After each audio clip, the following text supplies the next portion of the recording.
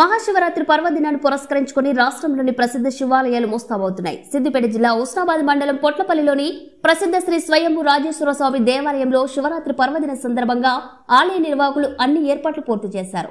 వేములవాడ రాజన్న దేవాలయం తర్వాత రాష్ట్రంలో పొట్లపల్లిలోని శ్రీ స్వయంభూ రాజేశ్వర స్వామి దేవాలయం ప్రసిద్ధి చెందినదని ఆలయ అర్చకులు తెలిపారు. 1996 నుండి శ్రీ స్వయంభూ రాజేశ్వర స్వామి వారు భక్తుల పూజలు అందుకుంటూ కోరిన కోరికలు తీర్చే కొంగు బంగారంగా ప్రసిద్ధి చెందారన్నారు. ఓంకార మంత్ర సంయుక్తం నిత్యం ధ్యాయంతు యోగినః కామదం మోక్షదం తస్మై ఓంకారాయ నమో నమః. స్వయంభూ రాజేశ్వర స్వామియే నమః.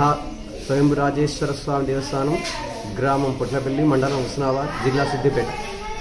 స్వయంభూ రాజేశ్వర స్వామి ఉత్సవాలు మహాశివరాత్రి సందర్భంగా 7, 8, 9 తారీఖులలో మహాశివరాత్రి ఉత్సవాలు జరుగుతున్నాయి.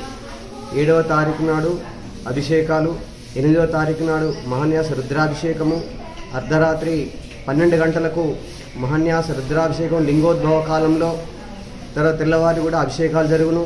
స్వయంభూ రాజేశ్వర స్వామి ఈ యొక్క తెలంగాణలో మనకు వేములవాడ తర్వాత పొట్లపల్లి రాజేశ్వర స్వామి రెండో స్థానంగా అనేకమైన అభివృద్ధి చెందుతున్నది.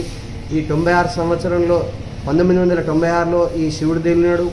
అక్కడి నుంచి కుమ్మరై పోచయ్య గారింట్లో ఈ దేవుడు తేలినాడు. అప్పటి నుంచి కూడా తేలినప్పటి నుంచి కూడా భక్తులు అనేకంగా వచ్చుడు, ఆ యొక్క దేవునికి అనేకమైన ఉండిలలో కలెక్షన్ వేసుడు, తర్వాత ఆ యొక్క పైసలతోనే ఈ దేవాలయాన్ని రాజమండపం ఏర్పాటు చేయడం జరిగినది.